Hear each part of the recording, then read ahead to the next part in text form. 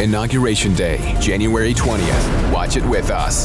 Ben Shapiro, Matt Walsh, Michael Knowles, Andrew Klavan, and Jeremy Boring. Live from D.C., Donald Trump's historic second term officially begins. Coverage starts at 8:30 a.m. Eastern. Watch live on Daily Wire Plus.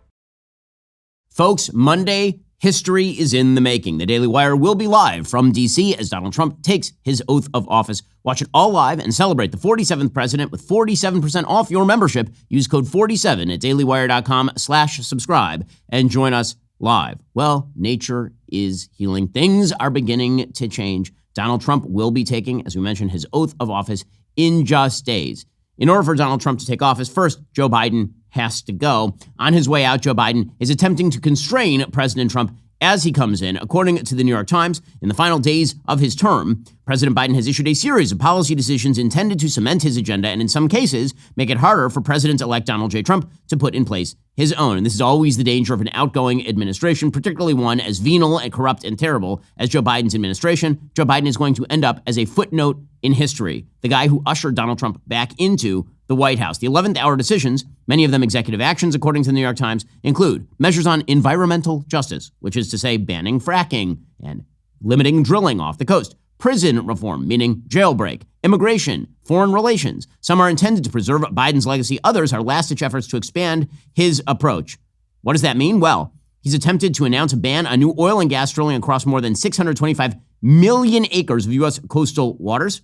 President Trump has promised to reverse all of that. Biden is creating two national monuments in California that are not really about creating national monuments. They're intended to prevent mining and drilling. That would cover 848,000 acres of desert and mountainous land in the state that no human will ever visit unless they were actually going to, increase the energy production of the United States. The Biden administration announced that they would remove Cuba from a list of state sponsors of terrorism in an attempt to box Donald Trump in. Of course, President Biden commuted the sentences of pretty much everybody on federal death row unless they killed particular protected classes of people, which apparently does not include small children. The president also issued sweeping rules earlier this week to govern how AI chips and models can be shared with foreign countries. The president said that he would cancel student loans for more than 150,000 borrowers, which is a thing that he doesn't actually have the ability to do, and the Supreme Court said he could not, in fact, do. The administration issued sweeping extensions of deportation protections for hundreds of thousands of people to prevent President Trump from actually moving those people out of the country. And of course, President Biden signed a piece of legislation that gives full Social Security benefits to some public sector retirees who are currently receiving them at reduced level. And he's attempting to shield people from being fired by the incoming President Trump. Meanwhile, Joe Biden is desperately attempting to shore up his legacy by crapping all over Kamala Harris, his vice president, and apparently they're very mad at one another. According to the Wall Street Journal, Vice President Kamala Harris has told close allies and family members she's disappointed in President Biden's recent contention he would have won the 2024 election. So it wasn't enough for him to be pushed aside. Now she wants him to admit that he would have lost anyway and that it was a good move for him to be pushed aside, which is pretty amazing considering that, again, he was shivved directly in the guts by everybody around him. It was a true Julius Caesar assassination moment in American politics that we all got to watch as it unfolded. And Kamala Harris wants Joe Biden to acquiesce in his political euthanasia. Harris, according to the Wall Street Journal, has been reluctant to distance herself from Biden or criticize him throughout her vice presidency. Even as several top Democrats pushed her to break from the unpopular president, Harris refused. Yes, it was all about her support for the man that she had just destroyed. Asked if he thought he could have defeated Trump earlier this month, Biden said, quote, "It's presumptuous to say that, but I think yes, based on the polling." Now, in reality, that's not true. But of course, this infighting was bound to break out. Of course, that was going to happen. Nothing new there. Meanwhile, Karine Jean-Pierre, world's worst press secretary, we are seeing the last of her. Thank God, thank God. Well, she says, don't worry, guys. It'll take time to see Joe Biden's impact. I mean, that's true. The garbage policies that he planted in the heart of American democracy are going to take a while to come to fruition, and they're going to be completely damaging. The vast overspending, the changes to procurement systems, the way that environmental regulations have been done, all those things will take time to fully materialize. Donald Trump is going to try to reverse as many of those as possible. But Karine Jean-Pierre, she's out there saying, don't worry, Joe Biden will be seen as a historic president. How does he reconcile this gap between what he views as achievements, infrastructure investments, job growth, climate initiatives, and the perception that he's failed to deliver?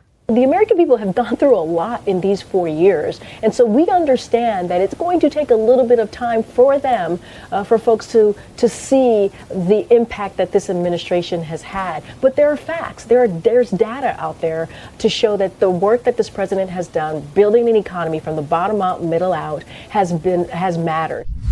Yeah, not so much. Not so much. It'll be great to see the end of her because she is just absolutely awful. And here's the thing. By the time Joe Biden left office, people don't like him across the spectrum. Moderates don't like him because he wasn't moderate. The left doesn't like him because they are nuts, just absolutely nuts. Antony Blinken, the outgoing Secretary of State, was giving his outgoing statement, his sort of denouement, and a bunch of far left pro-Hamas reporters showed up to harass Tony Blinken as though Tony Blinken had been some sort of stalwart pro-Israel ally throughout the current Gaza war. In our democracy. Reporters in Gaza were on the receiving end of your bombs. Why did you keep the bombs flowing when we had a deal? I'm happy to address questions. We all knew we had a deal. Everyone in this room knows we had a deal, Tony, and you kept the bombs flowing. I'm happy to address questions when we get a chance. Thank you. Order on the mantle of your president designed this. You know, he richly deserves it. It's his own fault. It was this administration that decided to allow pro-Hamas propagandists into the press room. It was their decision to do that. And they received the outcome that they so richly deserve, which is to be booted out of office and be hated by the very people that they were attempting to parlay with. Meanwhile, President Trump is entering the White House with more positive sentiment than he has ever had in his entire political career, including his first term. According to a new CNN poll conducted by SSRS, Trump continues to see majority approval for his handling of the transition, 55% approval, which is a very, very high percent. 56% expect President Trump to do a good job in his second term, which, by the way, is an amazing number. Almost 6 in 10 Americans expect Donald Trump to do a good job in his second term. That's including moderates and Democrats and everybody else. Why? Because as it turns out, Donald Trump is a pragmatist. He's utilitarian. All he cares about is the winning. And so even people who may not agree with many of his conservative policies are interested in a country that actually functions again, a country that actually has a booming economy and a strong foreign policy. Opinions of Trump personally are closely split between favorable 46% and unfavorable 48%. Those are his best numbers since just after the 2016 election. However, the numbers on personal approval matter a lot less than the number on do you think he will be a successful president. That is a big number, 56%. 56% say they believe economic conditions in the country will be very or somewhat good a year from now. 52% say the country more generally will be better off 4 years from now. By the way, 31% of Democrats believe the economy is going to be somewhat or very good a year from now. And so do 54% of independents. That is an amazing increase for President Trump. He is coming in with a honeymoon. And if Congress does the things it is supposed to do, then we are going to see this boomlet turn into an actual boom on behalf of President Trump. And you can feel the mood changing in the country. Now, the addition of Elon Musk to sort of the Republican side of the aisle has been an imagistic boon in extraordinary ways. Yesterday, for example, the super heavy booster was caught again by the so-called chopsticks. So Musk is doing things with technology. They're just cool. You know what? It's cool to be American. It's cool to live in a country that makes this sort of thing possible. It's cool to live in a country where a guy who comes to America with pretty much no money can build himself into the richest person on earth, making companies that create electric cars and rockets that are reusable and can be caught from midair that are 20 stories high. Here's some of the footage yesterday. I mean, again, maybe I'm like a little kid with this stuff. That's fine. I think most people are. It's just cool. It's just cool. And it gives you a feeling of optimism about the country to see this sort of thing and know, by the way, that Elon Musk is going to be participating in trying to move toward governmental efficiency. That is a very, very good thing. Here's some of the video from yesterday. Booster now hovering as it aligns with the tower for catch. Booster coming in. Get ready for that boom, Kate. Down to 3 engines. And here come the chopsticks, and they are going to catch the booster in midair. Booster ready for trip. And you can hear everybody cheering. I mean, that's super cool. It's really cool. Now, 30 years from now, people will pretend that it never happened and that it was all a conspiracy theory, but it is, in fact, really, really, really cool. And again, you can feel nature beginning to heal. The FBI, in December, closed their DEI office. That is in anticipation of President Trump doing the same. According to Fox News, The agency told Fox News Digital, quote, in recent weeks, the FBI took steps to close the Office of Diversity and Inclusion effective by December 2024. The agency did not specify why it had closed the office, but the obvious answer is President Trump was going to come in and close it anyway. DEI practices are on their way out the door as well. They should be. You're feeling it as DOGE moves toward cutting all sorts of DEI programs. According to the Washington Post, DOGE is going to be identifying hundreds of millions of dollars, billions of dollars in spending on diversity, equity, and inclusion that they are going to identify as possibilities for cuts. Again, according to the Washington Post, they're considering a 19-page report from the Wisconsin Institute for Law and Liberty that identified more than $120 billion annually in what it said was diversity, equity, and inclusion spending. And DOGE is going to target that for cutting, and that is going to be excellent as well.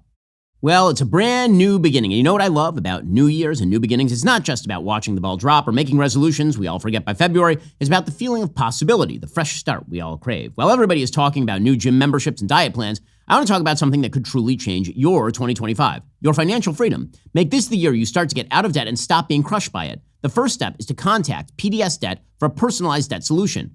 Listen, a lot of people have been there. Those credit card statements that keep growing even though you're paying payments every month, that pit in your stomach when you think about your debt. That's no way to start a new year. That's why I want to tell you about PDS Debt. They've been a game changer for so many people. If you're carrying $10,000 or more in debt, they can help you create a personalized debt solution, regardless of your credit score. Yes, even if you have bad or fair credit, you qualify. The best part, they can help you save money while paying off your debt in a fraction of the time. No more watching those balances stay stuck while you keep making the minimum payments. I have friends who've gotten into debt. It is brutal. It can ruin your life. Make this the year instead you take control of your debt. Get a free debt analysis right now at pdsdebt.com/Ben. It only takes 30 seconds. That's pdsdebt.com/Ben, pdsdebt.com/Ben. Also, you know what's funny? When I started the Daily Wire, I thought the hard part would be the content creation. Well, it turns out dealing with all the behind-the-scenes stuff, the hiring, the HR policies, employee issues, that's the stuff that eats up your time. I'm not alone. When you're a business owner, every second of your time is unbelievably valuable, so don't waste your energy and risk losing money dealing with time-sucking payroll issues, office politics, and HR infractions. Focus on what matters most, running your business with help from Bambee. Here's what makes Bambee different. They give you access to your very own dedicated HR manager at a fraction of what it costs to employ someone full-time. And get this, Bambee costs just $29 a month, whether you have 10, 75, or even 100 employees. If I had Bambee when I was first building my team, it would have saved me countless hours and headaches. Instead of getting bogged down with paperwork and compliance issues, I could have focused on growing my show, connecting with my audience. Well, with Bambee's HR Autopilot, you're not going to have to waste your valuable time getting into the weeds on HR policies, onboarding, or terminations. Plus, Bambee is month-to-month, no hidden fees. You can cancel anytime. Right now, get 1 month of Bambee for just $1. Go to Bambee.com, type in Ben Shapiro under podcast, schedule your first call with an HR manager right now. That's 1 month of Bambee for just $1 at BAMBEE.com, Ben Shapiro podcast. Corporate America is beginning to conform to the new reality. As well it should. Google, for example, is not going to be doing what the EU wants it to do and adding fact checks to YouTube videos. Well, that's because the EU wishes to crack down on free speech. The EU is not a friend to free dissemination of opinion. Google has never included fact-checking as part of its content moderation practices, but the EU was pushing super hard. If Joe Biden had been reelected, you can guarantee that Google would have moved in that direction because Biden was very friendly toward the EU policy. But now, in a letter written to Renate Nicole, the Deputy Director General under Content and Technology Arm at the European Commission, Google's Global Affairs President, Kent Walker, said the fact-checking integration required by the Commission's new Disinformation Code of Practice, quote, simply isn't appropriate or effective for our services, and said Google will not commit to it. That matters because all of the fact-checkers have been historically far left-wing propaganda outfits that are designed to quash the speech of people who disagree. Instead, Walker is moving toward, he says Google is moving toward a sort of community notes program, just like X, which is correct. That is the way it ought to be done. Meanwhile, Mark Zuckerberg over at Meta is not just changing policy with regard to opening up a free speech, allowing people to say things, allowing people to see things. He is also apparently going to start actually operating Meta like the business it originally was. He's going to cut low performers faster. According to the Washington Post, it's a move that will lead to thousands of job cuts and a layoff that could affect 5% of the company. He's decided to raise the bar on performance management. Zuckerberg said this is going to be an intense year. I want to make sure we have the best people on our team. Meta confirmed these policies will lead to a dramatic staff cut. Again, that one of the reasons for that is because they're going to cut a lot of the DEI dead weight. Watch, that's what's going to happen. Meanwhile, even companies like Starbucks are feeling the ability to actually do business again, Starbucks is now going to require people visiting its coffee shops to buy something in order to stay or use its bathrooms. That sounds like a small change, but the reality is Starbucks tried this a few years ago. The left-wing blowback was so strong, they then said that homeless people could basically walk into their bathrooms and shower. And now they realize, hey, wait a second, maybe the cultural tides have turned and we don't actually have to allow people to loiter in our stores.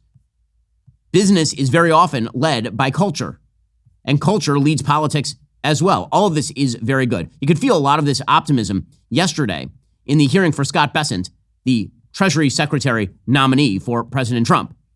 Scott Bessent suggested it's time to change our attitude about the economy. It's time for a pro-growth attitude.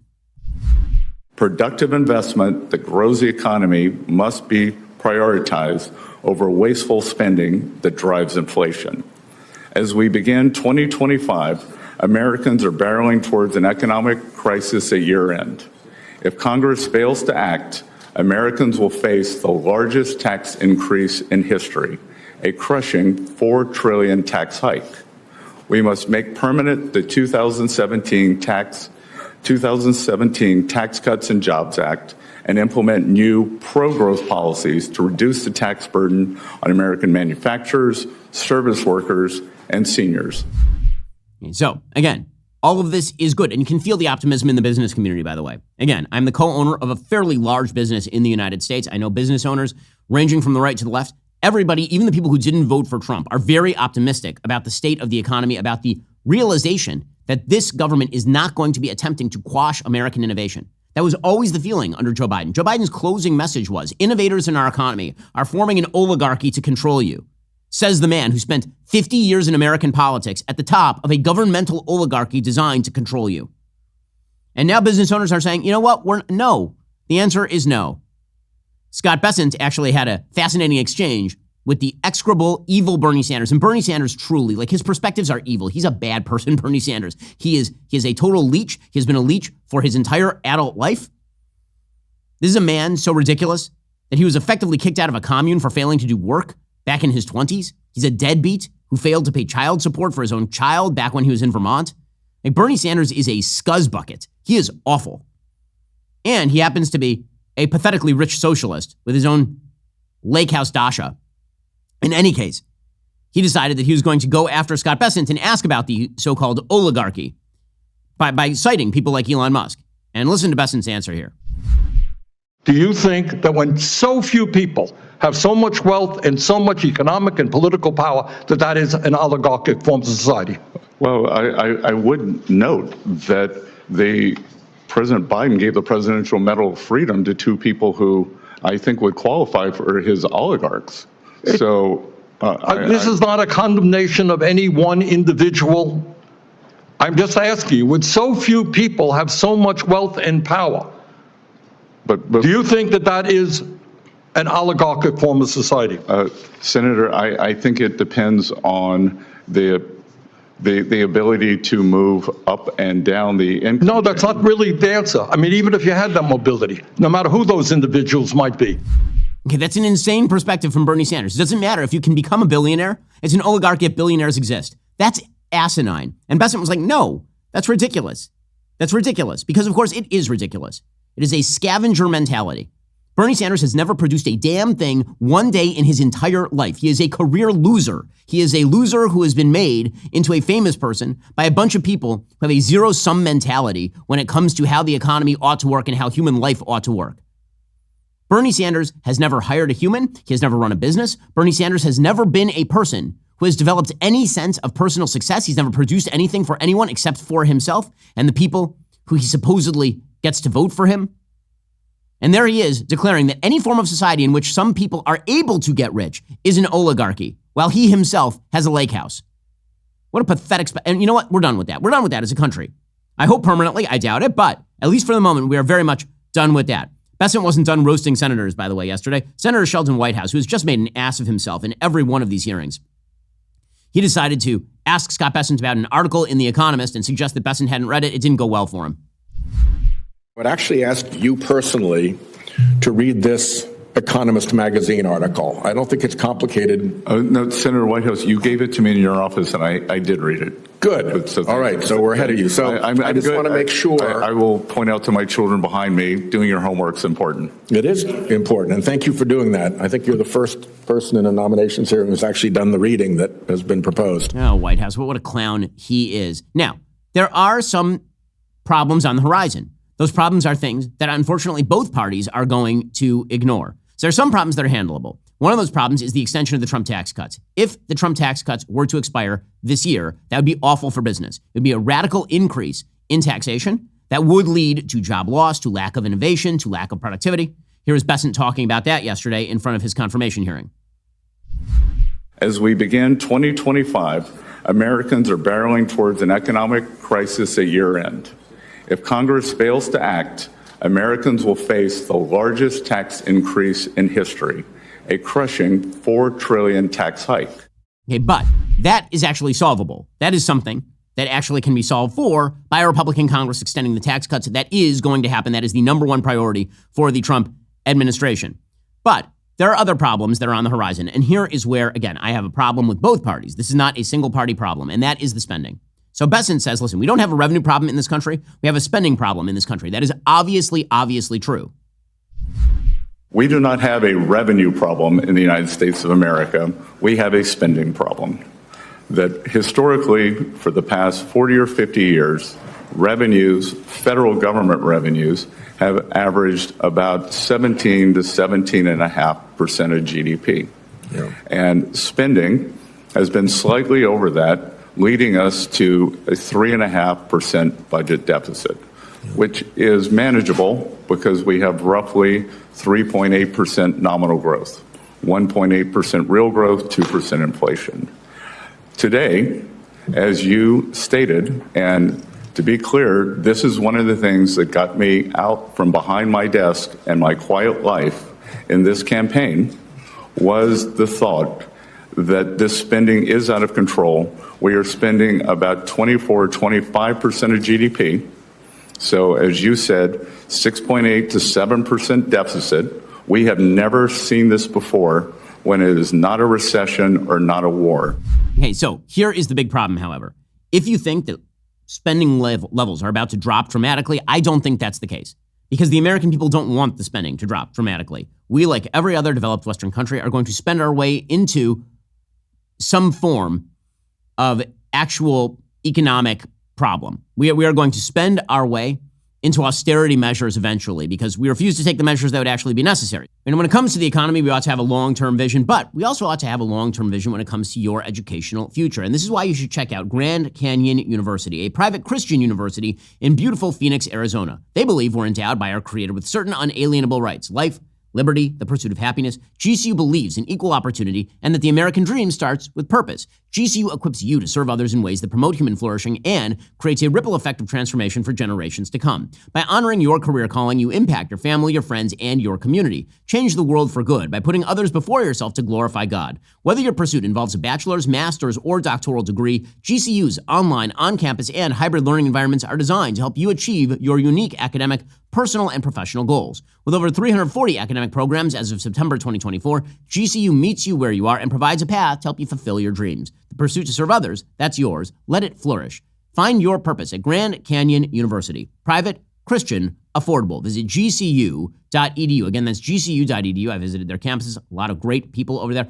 Check them out. gcu.edu today. Also, anywhere worth going is worth going in a good pair of boots. Find your perfect pair with Tecovas. The first time I put my Tecovas boots on, it was like they were already broken in, which makes sense because each pair goes through over 200 meticulous steps of handcrafting. With every stitch on point, Tecovas boots are made for a good time and a long time. Talk about attention to detail. I used to think Western boots were just for cowboys, but here's the thing, I'm not really a cowboy, and they're great. Since these folks started in Texas back in 2015, they've been changing that story. Whether you're a lifelong rancher or you're just looking for your first pair of Western boots, Tecovas makes it feel easy. You can wear these beauties from sunup to sundown. They're built tough enough for long days, but stylish enough for those big nights out. I love wearing my Tecovas. Honestly, I'll wear them out when I go to dinner with my wife because they look great, they're very cool, and they are really comfortable. No matter your size or style, they've got the perfect boot waiting for you. Plus, with Tecovas Best in the West guarantee, you get free returns and exchanges for 30 days. Pretty hard to beat. Right now, get 10% off at tecovas.com/Shapiro when you sign up for email and texts. That's 10% off at tecovas.com/Shapiro. Tecovas.com/Shapiro. See site for details. Tecovas. Point your toes west.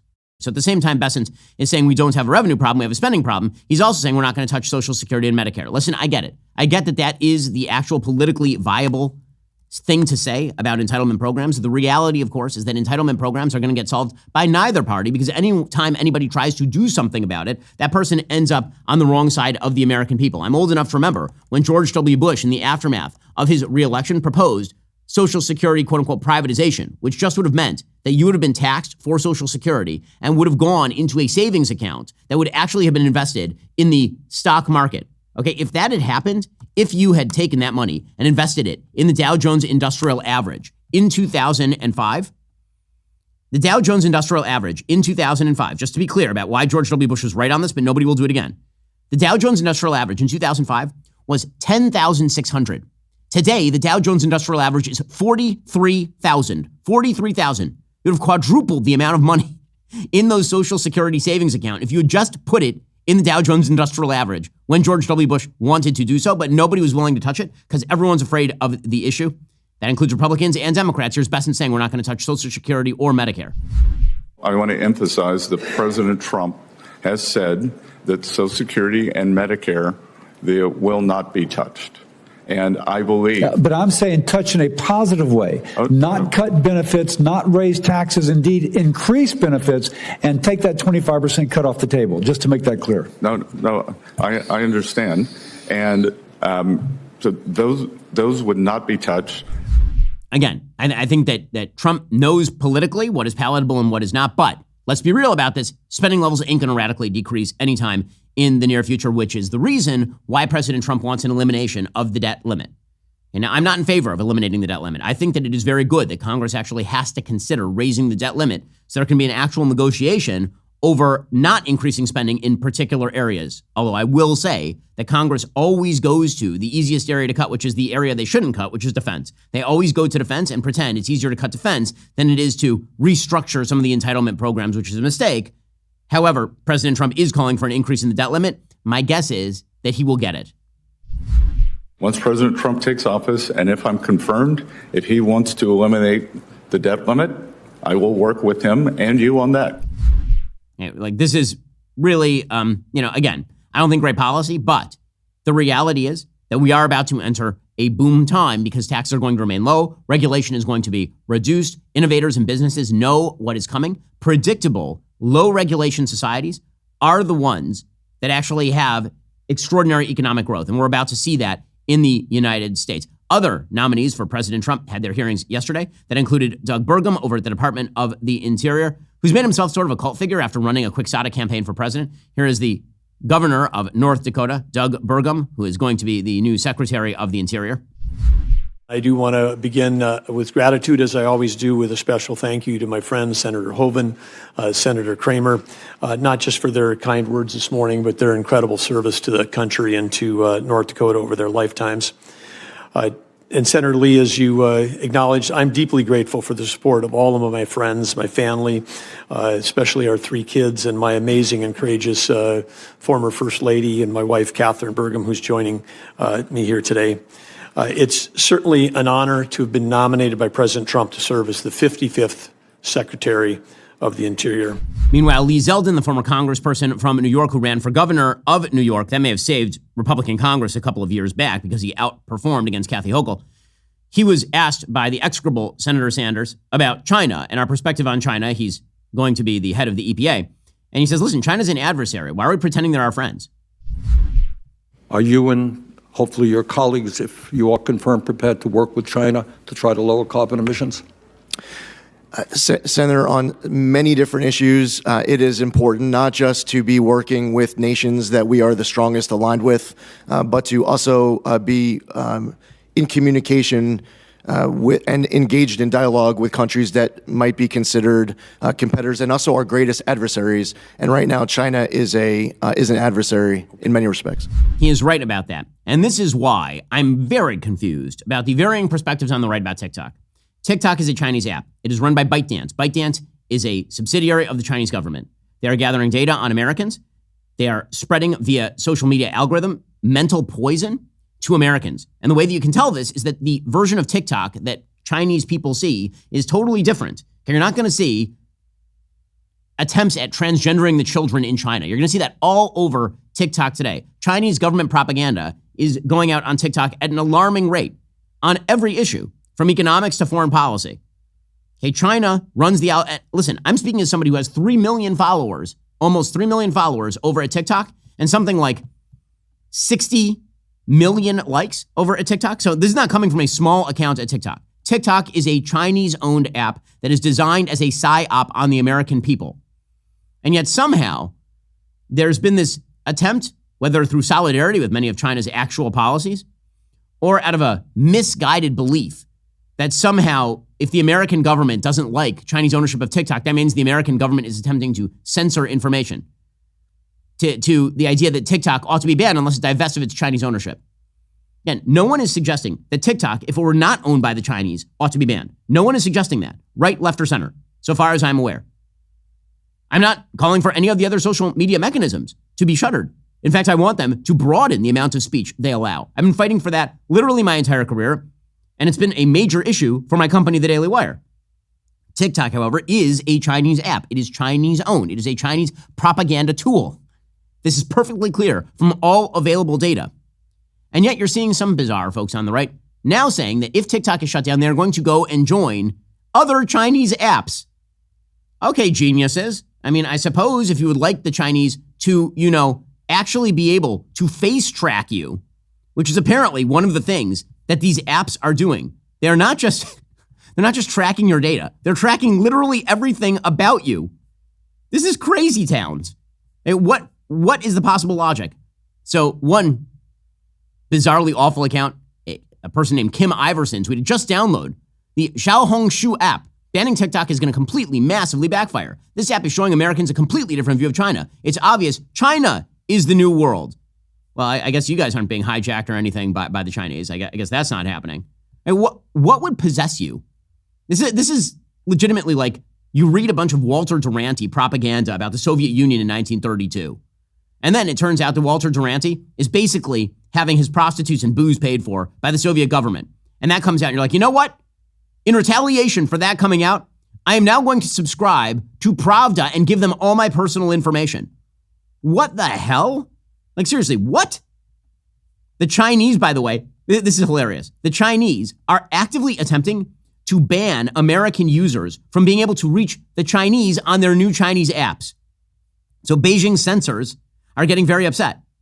They're getting very upset because, as it turns out, the Americans who are joining all these apps, they don't want the Americans to actually be able to access Chinese viewers via these new apps. They want to ban them. They don't want anything American in their country. They don't want any of our culture in their country. What they do want to do is track everything you are doing. I fail to understand. Maybe there is no logic. Maybe it's all just reactionary nonsense. Red Note, which is one of these apps, is again doing extraordinary technological tracking of all of its users on behalf of the Chinese government. So, I mean, I guess if you want to give them your data, that's your problem. Just understand the Chinese government is going to have all of the data that is on your phone if you give it to them. According to the New York Times, Manimatana Lee spent the past 5 years building one of the hottest commodities on the internet, a group of people who reliably watch her videos on TikTok. She built an audience of nearly 10,000 followers with videos of herself vacuuming her house in Wisconsin while her youngest daughter napped in a carrier on her back. A video of Miss Lee dancing and doing the dishes has been watched more than 1 million times since November. Now, with the Supreme Court soon to rule in a case that could determine whether TikTok could be banned in the United States over national security concerns, Miss Lee and other Americans looking for alternatives are downloading Xiaohongshu, a social media app popular in China and little known outside the country. How funny would it be if they banned TikTok and we all just move over to this Chinese app? She wrote on Monday on TikTok, encouraging her followers to join her. Oh, goodness gracious, people. Seriously. I'm not getting it. Why do you want the Chinese to have your information? Why? You should be pushing for the actual bill that Congress pushed through to be implemented so that TikTok remains a feature of American life, but is not owned and run by the Chinese. By the way, this is not just a critique of the left. This is a critique of pretty much everybody who is pushing this nonsense. So Dave Portnoy, who generally I enjoy, the owner of Barstool Sports, he does a lot of great things, Dave Portnoy, when he's doing the other day, he did something awesome. He walked into a pizza shop, and the pizza shop needed like 60 grand to keep operating. He liked the pizza. They were very nice to him, so he gave him 60 grand. Like, Dave does some really great stuff. I don't know what he's talking about here via TikTok. The TikTok thing, I've already talked about this, the ban. I don't think there's any way we lose TikTok. If we lose TikTok, first of all, I don't even think they can really ban TikTok. Like, I think it'll still work from what I've seen. You just can't, like, new people can't find it. Maybe I'm wrong. Whatever. If the U.S. government bans TikTok, it's just more proof they don't give a f- about the American people at all. Like, they have no clue what's going on. They're detached from reality. The amount of people, businesses, creators, individuals, whatever you want to say, who earn a living through TikTok, they have no clue. So just to strip these people of their livelihoods overnight, because why? The only thing I can come up with, you're afraid China could use it for like disinformation, control the algorithm, show people what they see. Listen, again, if people are too dumb to check where they're getting information that is important in the first place, like, what, the U.S. government doesn't do disinformation? It's not on Meta, it's not on... There's fake everywhere you go. If you have half a noodle up here, you got to check what you're doing, do your research. If you're just getting on a random TikTok dance, then you're a moron and whatever. I don't care about you. So again, I don't think there's any shot. I think the backlash will be too huge. Too many people losing their livelihoods. Too many people, companies losing marketing. I just don't see any way. Why are you blaming America for that? America offered TikTok an alternative. Sell your algorithm. Just divest of your Chinese ownership. That's it. Instead, apparently the Trump administration is having the head of TikTok, a person named Xiao Chu, to sit among the president-elect's high-profile guests during the inaugural. Now listen, I understand there are a lot of TikTok stars who are fans of President Trump. Again, I have a lot of followers on TikTok. I'm a big backer of President Trump, and I think that this administration is going to be great.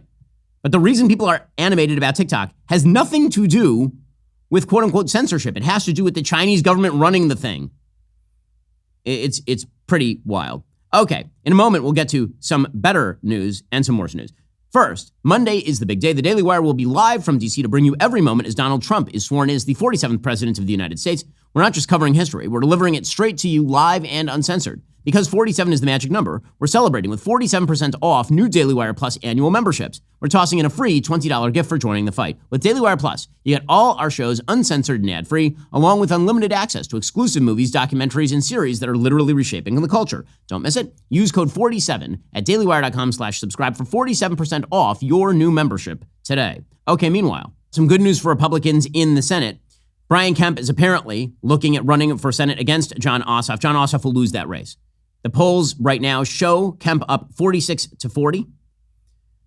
Right now, Ossoff is leading some of the other Republicans who are being nominated. I think that is just because of the amount of notoriety that Ossoff has had in the state of Georgia. I think that those races would not be 10-point races in favor of Jon Ossoff. Kemp should run, and he should win. Meanwhile, Marco Rubio's Senate replacement has been named in the state of Florida. That would be the Florida Attorney General Ashley Moody, who was named by Governor Ron DeSantis to replace Rubio, who's going to be the Secretary of State. Moody is an excellent pick. She's been an excellent Attorney General in the state of Florida. To replace her, Governor DeSantis named his Chief of Staff, James Uthmeyer, who will also be an excellent AG. So, again, the Republican Party is pretty stacked top to bottom, and the Senate constituency has a chance at getting bigger because there are a bunch of Democrats who are in red states, and if Republicans actually run people who are good, they are going to win those particular states. Meanwhile, the UK has now announced a rapid review into the scale of the child abuse grooming gangs in an attempt to avoid the blowback from Elon Musk naming and shaming members of the UK government. Britain's government on Thursday, according to the New York Times, vowed to pressure and announce new investigations into child exploitation and abuse. Speaking in Parliament, Yvette Cooper, the Home Secretary, said she commissioned a rapid 3-month audit into the current scale and nature of gang-based exploitation across the country that would examine data on the ethnicity of perpetrators. She also said the government would support and help fund up to 5 local inquiries into the issue of so-called grooming gangs. Apparently, there's going to be, I've heard, a sort of grooming gang lottery in which they determine, almost by lottery, which cities are audited for grooming gangs. So it will not, in fact, be a nationwide audit of the grooming gang scandal, which is one of the great cover-ups in all of Western history. Grooming gangs represent a fraction of the total number of recorded cases of child abuse in England and Wales, says the New York Times, attempting to cover for the fact that, yes, child abuse exists in pretty much every race, in pretty much every culture. But when you have organized gangs of men of one particular race and culture who are engaged in a thing, that is a different thing. They are organized. They are gangs. It is a different thing. Well, the London mayor, Sadiq Khan, was actually asked about grooming gangs in London. He pretended he never heard of the issue. I asked you this question last week and you found every which way but not to answer it. Just how many grooming gangs have we got in London? To avoid any misunderstanding, can she define what she means by that? Yes, if you look at what's gone on in Rotherham, where there are people taking young girls, grooming them for sex, that is what I'm talking about. We know in London there are issues about exploitation of young people, but they're not as defined by the member in her definition of what those types of gangs are. So are you saying we haven't got the same sort of gangs that are in Rotherham, Bradford and lots of other places in the country? Just for you misunderstanding, what does she mean by that? You know full well what I mean by that. It's all over the television. You know exactly what I mean by that. Right. What he's trying to do is bait her into saying these are Pakistani men who are gathering together to exploit white girls, which is the actual truth. And then if she says that, he's going to call her an Islamophobe, right? That is the stupid game that Sadiq Khan is playing. I think those days are over. And if the government insists, like Sadiq Khan, on insisting that these gangs don't exist for purposes of political correctness and promoting the lie that multiculturalism is the strength of a country rather than assimilation into Western values, then I think the Labour Party is doomed for failure in Britain, and that will be quite well deserved. Joining us online is Senator Tim Sheehy. He's a brand new senator, one of the excellent senators added to the Republican roster. I had the privilege of campaigning with Senator Sheehy in Montana during the last election cycle. I wanted to have him on to talk about what's going on in D.C., plus what's going on in California, because he founded Bridger Aerospace, which was an aerial firefighting and wildfire management company. Senator Sheehy, great to see you on the program as an actual sworn-in senator. Yeah, it's great to be here. Thanks for all your support. So let's talk about what you are expecting next week, the inauguration. What is the first job of the Senate as the new administration begins? Well, the first job is really what we're already doing, which is pretty incredible. That Leader Thune's got us on an aggressive schedule, which is get Trump's nominees confirmed, get them in place so we can be operational moving forward on the agenda. And I think we've got 12. We've already had 12 hearings and appointments go through this week alone through committee. And that's fantastic. That's an awesome pace. I mean, the president's not even sworn in yet, and we're already making incredible progress towards getting his cabinet confirmed and in place. So that's the top priority. That's what we have to focus on, because to get all the trickle-down effects of the America First agenda, which won decisively in November, we have to get the executive agencies turned over and ready to execute on that day one. So that's what we're doing. So obviously you were on the panel that was questioning Pete Hegseth as the possible Secretary of Defense. I think that he's going to fly through with flying colors, given his performance, which I think was excellent. I wanted to get your opinion. You had a pretty colorful exchange with Pete about the number of genders, about the sort of military specs on various operational systems and all the rest. What did you think of Pete's performance? How do you think his vote's going to go? He did a fantastic job. He really did. And listen, I mean, it's the confirmation here is the advising consent role is very important. So I don't think any of us expect this to be easy. No one expects these hearings to, hey, we just walk on through. But they're supposed to be tough. We got to ask tough questions. But there's tough questions, then there's just smear crap. And that's what we saw with Pete. Same thing we saw with Brett Kavanaugh, Clarence Thomas a long time ago. I mean, this is the Democrats' tactic, is if they don't want someone to get the job, they just smear them. They did in my campaign. They do it to these nominees. And we don't need that. I have no problem with them asking tough, pointed questions about the ability of this person to do the job. What they're doing is just trying to smear his character and make him look bad. But he held up fantastically well.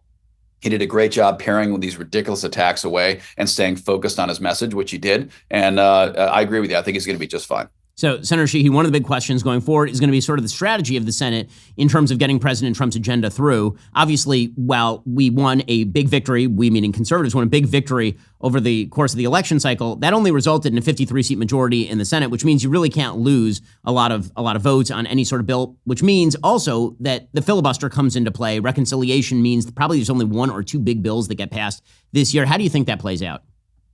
No, I think you're right. I mean, it's obviously not a 60-seat majority. We always knew we were not going to have that. So I mean, we're going to have to compromise. The Senate's built that way. So I think we all wish we could just say, damn the torpedoes, do what we want. That's just not the way. That's not the way it works. And for good reason. The framers designed it that way. And I'm a constitutionalist and respect that deeply. So, there's certain things we're going to be able to get done through reconciliation and hopefully make the Tax Cuts and Jobs Act permanent. A handful of other things, obviously border legislation. The good news about border legislation is it's been such an abject disaster that, like you saw with Lake and Raleigh Act, I mean, there's been a lot of Democrats realizing, I need to be behind this. Not only do I need to be, I should be, because this is a crisis we have to fix. So I think that really the key things that folks are going to be focused on, like the border, like getting the economy sorted out, I think we can actually probably pass those with Democrat support. But you're right. After that, it's going to get a lot tougher. So Senator Sheehy, I also wanted to ask you about the California wildfires, given your history in aerial firefighting, wildfire management. You've been watching this disaster unfolding in California. Being on the inside of the industry, having founded a very successful company in that industry, what is the thing that Americans don't know about firefighting that maybe they need to know to understand what policy screw-ups were made in California? Well, there's no national standard for wildfire response time or ability. If you dial 911 where you're sitting right now, NFPA, the National Fire Protection Association, mandates that there'll be a fire truck and a fire crew at your house in about 5 minutes. That's a national standard. And that was founded after the great fires of the 19th century, the great Chicago fire, Kansas City, when entire cities would burn down in these firestorms. Folks came out of the ashes of those and realized we can't keep letting our cities burn to the ground. We need to come up with a code to build buildings, to respond to fires, and to create fire departments that can promptly respond to fires. And as a result of that adoption of those codes, structure firefighter and civilian deaths have dropped over 80% in the last few decades because we focused on response time and having firefighters and aircraft ready to go. You go to wildfire, there is no requirement nationally to respond to a wildfire in a certain amount of time, none. And what happens is, imagine in your community there, if there hadn't been a fire in a week, and the mayor said, we haven't had a house fire in a week. We're going to fire the firefighters, sell the fire engines, and rent out the fire station because obviously there hasn't been a fire. We don't need them. That's what we do with our wildland firefighting community. We lay off our firefighters. We don't pay them like the professionals they are. We send the airplanes and the helicopters home. And then when a fire starts, like in LA, like in Texas last spring, like in New Jersey in November, we are not ready to launch on these incidents in the same fashion that we would for structure fire. So we need to adopt far more aggressive national codes. And of course, as we're seeing in California, environmental policies, as well-intentioned as they may be, have consequences. And when you decide that you're going to prioritize an endangered species, spotted owl, the smelt fish, the Eurasian snailfish, whatever the hell you want to, list today, when you prioritize that over the safety of your communities, there are impacts. And now we're seeing what those impacts are. So I think it's a wake-up call. I wrote an op-ed in December, and I hate to be right on something like this, but I wrote an op-ed in December that literally, and many of us I wrote a book called Mudslingers, where all the proceeds go to wildland firefighters. But it talked about this exact scenario that we are not ready for the big one. It's coming, and America's going to have a very rough wake-up call when they realize we cannot fight wildfire at the level we need to. Lahaina, Maui was burned off the map, 100 people killed a year and a half ago. Obviously we're watching LA burn today. Texas had the largest fire in their history last year. We're not ready for this. And this is America First, Ben, as when people say, well, America First is machismo, nationalist isolation. It's like, no, not at all. What America First means is it's not too much for our people to ask that our government will put their interests first. America First means common sense, that the first role of government is to keep their people safe. Safety, that's it. And when you can't protect people from fire and the whole city's engulfed in a firestorm, something's got to change. Well, that's Senator Tim Sheehy. Again, amazing addition to the United States Senate. Senator, congratulations on becoming a sworn senator. And we're looking forward to seeing what you do in D.C. All right. Thanks, Ben. Keep going. Appreciate it. Well, meanwhile, the world of Hollywood has been torn apart by a brand new controversy. This is the controversy between a human named Justin Baldoni and another human named Blake Lively. Now, you've probably heard of Blake Lively because she's an actress who's married to Ryan Reynolds. Justin Baldoni is significantly less famous, but they did make a movie together called It Ends With Us. The log line for that film is, quote, when a woman's first love suddenly re-enters her life, her relationship with a charming but abusive neurosurgeon is upended, and she realizes she must learn to rely on her own strength to make an impossible choice for her future. So it sounds totally awful. I, of course, have not seen a film like that because I have testicles. So that's not a man movie. That is a movie that is made for. In any case, This film became the subject of 1,000 think pieces and 2 massive lawsuits because, as it turns out, Blake Lively and Justin Baldoni, who were the stars of the film, and Baldoni directed it, they didn't get along. Apparently, rumors of a feud began during their promotional tour in August 2024. There was speculation that Blake Lively had actually brought in her husband, Ryan Reynolds, to help take over creative control of the film, and Baldoni wasn't showing up at press events. And then Baldoni hired Johnny Depp's crisis management and PR professional, a person named Melissa Nathan, to represent him. Lively herself was doing some kind of strange things during her press tour. She was criticized for her tone-deaf approach to the movie, which is supposedly a fairly serious movie about abuse and all the rest. Here, for example, she was doing a strange interview. But for people who see this movie, who relate to the topics of this movie on a deeply personal level, they're really going to want to talk to you. This movie is going to affect people, and they're going to want to tell you about their lives. So if someone understands the themes of this movie, comes across you in public, and they want to really talk to you, what's the best way for them to be able to talk to you about this? How would you recommend they go about it? Like asking for like my address or my phone number or like my location share. Or I could just location share you, and then we could... That's weird. He's literally asking, what would you say to somebody who is talking about abuse? And she's like, you want my phone number? Like, what is happening right now? And then apparently an interview with a journalist named Kirsty Flaw resurfaced from 2016, in which she was being very, very weird with her co-star from a movie called Cafe Society, which was a Woody Allen film. First of all, congrats on your little bump. Congrats on your little bump. What about my bump? You've got 2 nice ones. And they are kind of bumps, aren't they? No, not bumps. The lovely lady lumps. Check it out. Thank you. Thank you. Are you you like the gonna- movie? Are you a Woody Allen fan? I love most of his movies, and this one was so like visually amazing. Yeah, it's gorgeous. Did you guys love wearing those kind of clothes that you? Yeah. Yeah. And working in digital. Everyone wants to talk about the clothes, but I wonder if they would ask the men about the clothes. I would. I love Jesse's He has some suits and beautiful. how That's what I'm he saying. His wardrobe was beautiful. I know. Corey's Everybody. wardrobe I was know. gorgeous. He's Those so high-waisted pants. He's so great. I wish men And wore sorry, high-waisted too. pants I like that know. still. Me Or too. the father with his tank top in Oh, bed. it's so Just good. like it's just like Did you that. catch You could the, feel the it. tablecloth on the Look at the interview. The light interview's like, in the what's happening Italian right now? restaurant when they eat spaghetti. I didn't and notice that. No. That is There's a- so I much feel like- warmth of everything, you know. Yeah, Oh, it's man, not they're just weird. the women that have the clothes. But it's I a feel period like we don't piece. get the conversation, but it's like Yeah. every detail with everybody. But Like, yeah, it's so, it was so amazing beautiful. to look at. Okay, so I mean, first rule of Hollywood, actresses are very largely weird. I'm just going to put that out there. Also, I didn't realize that Parker Posey had done a movie since Coyote Ugly. Right? I didn't realize that she was still a working actress. In any case, in December, Blake Lively filed a legal complaint against Baldoni's Wayfarer studio. She claimed harassment, retaliation, failure to investigate or prevent harassment, aiding and abetting harassment, breach of contract, intentional infliction of emotional distress, negligence, false light, invasion of privacy, interference with prospective economic advantage.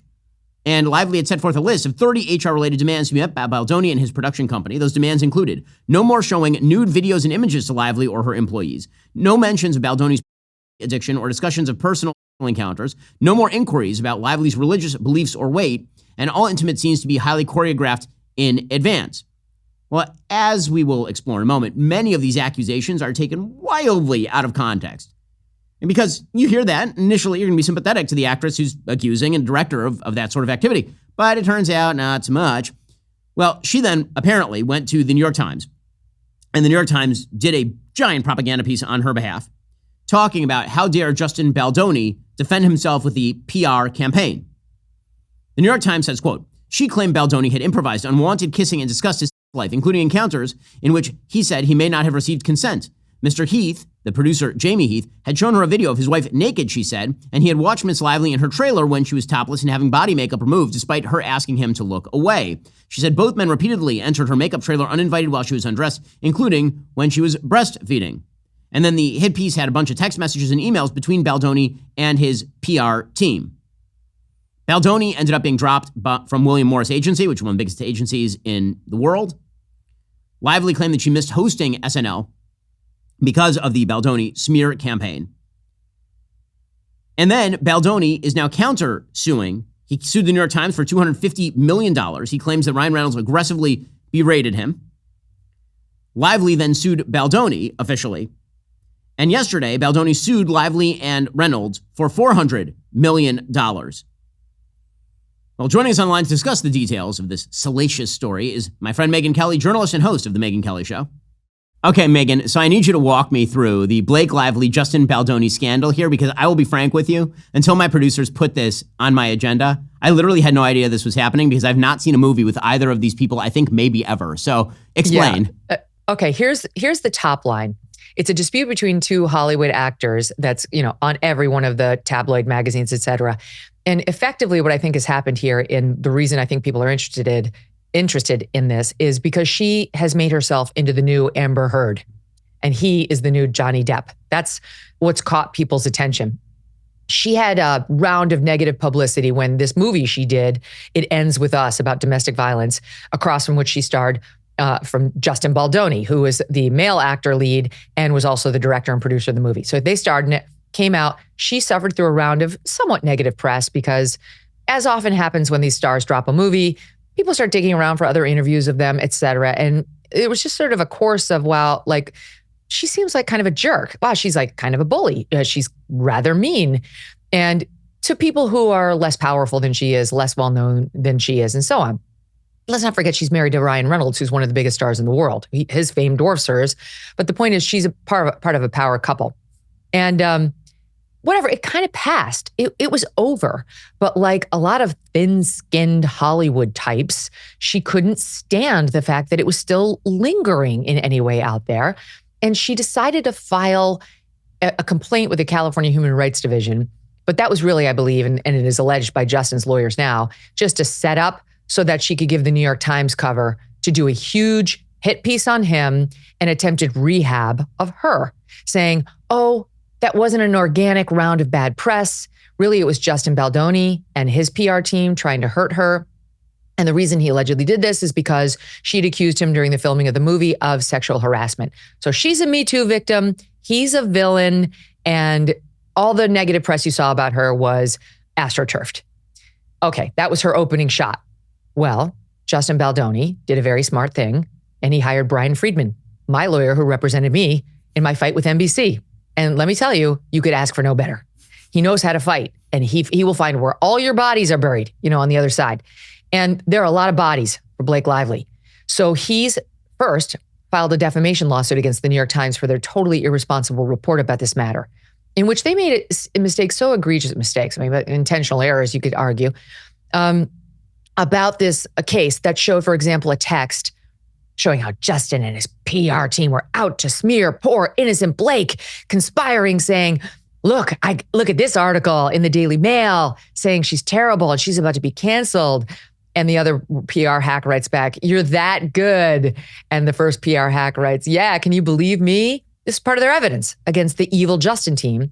And then Brian Friedman and his lawyer in his legal complaint against the Times shows you the whole text exchange, which the Times had, we presume, in which they use a sarcasm emoji, and the woman saying, I did it, explicitly says, except I didn't do it. And they're lamenting that they didn't do it, but everybody's going to think that they did do it, but they didn't. That's one piece of it. Now in this lawsuit that he just filed again, this is a second lawsuit by Brian Friedman on behalf of Justin. This is against Blake, Ryan Reynolds, and their PR hack.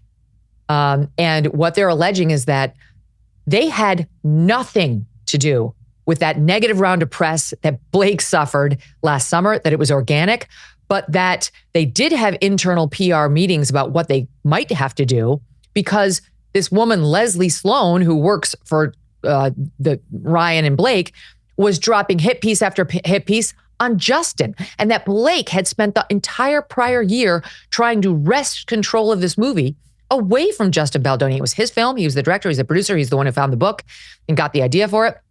And she was such a brat that she wanted to control every scene, wanted to see all the dailies, wanted to do her own cut and did her own cut of the movie. All this is very unusual for just an actress in the film, even if she's the lead. And that she's now tried to turn this whole thing into a PR victory for her to get past what appears to be the fact that she is an egotistical bully. So what about the harassment allegations. So when he first read those, I read that New York Times piece, and the allegations, just the way the Times reported them, seemed pretty bad. It was like, oh, he's showing her, one of the producers is showing her naked pictures of his wife. He's talking about, they walked in on her while she was breastfeeding, even though she'd said not to. But it turns out that on like any level of examination, a huge percentage of this seems to fall apart, correct?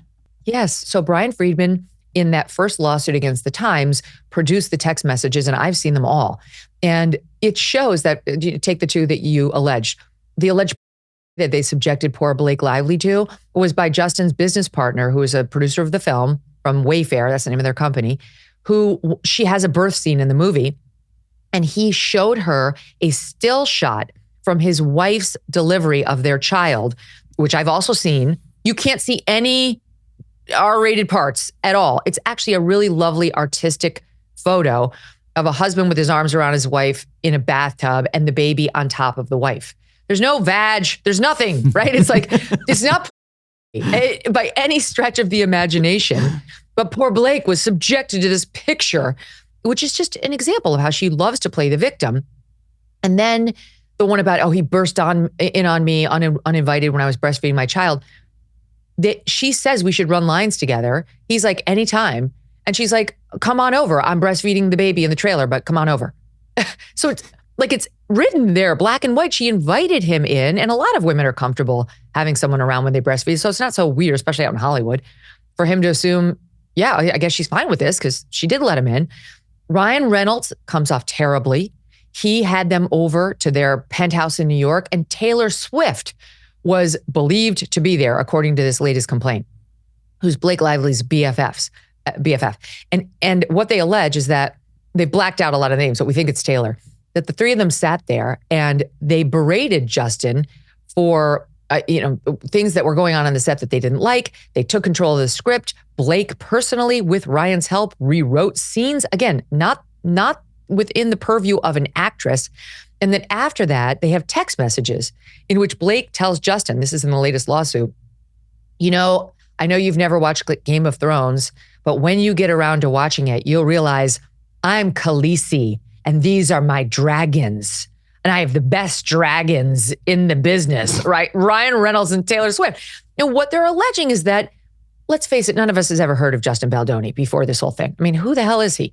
I guess he's in some small thing I never saw. But she's saying, F with me and we'll crush you. My dragons and I, the biggest movie star, one of them in the planet, the biggest pop star in the planet, and I will hurt you unless I get my way. So her allegations have fallen apart, and her, I was not really a bully, I was just targeted allegations have fallen apart. And now he's going full Johnny Depp on her to show that she was the bully. She was the one harassing him.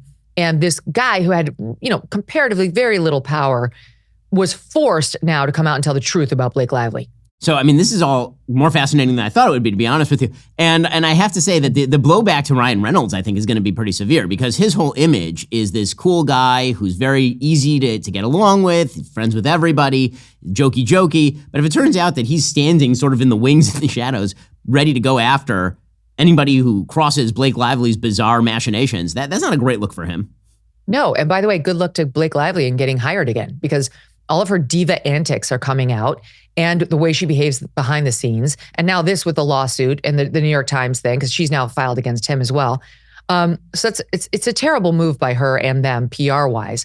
But Ryan Reynolds, one of the things he allegedly exploded on Justin Baldoni over was alleged fat shaming of Blake, because I guess when she was shooting this movie, she was postpartum and she was trying to get back into shape. Well, now they've produced the text messages, Baldoni and team, in this latest lawsuit against her, showing Justin being like, don't worry about any of that. We can shoot any scenes that require, exposure toward the end of the movie when, you feel better about things. This is the last thing you should have to worry about. I got you, right? The alleged fat shaming that Ryan Reynolds went off on him over, that's all over her lawsuit that he's been excoriated for in the press, the left-wing press, was when he went to it was either his trainer or her trainer or the trainer on the set. And he asked how much Blake weighs. And that it was like, how dare he, right? How dare. Turns out Justin Baldoni, this has been documented, has serious disc issues. and was actually in the hospital for like 2 months after this film wrapped because of his disc issues, and was worried because he had to pick her up in a scene, like, officer and a gentleman style. And he was very concerned about his discs. He didn't want to go to her and be like, hey, how much do you weigh? Because no man wants to do that. So he goes to the trainer to say, can you let me know?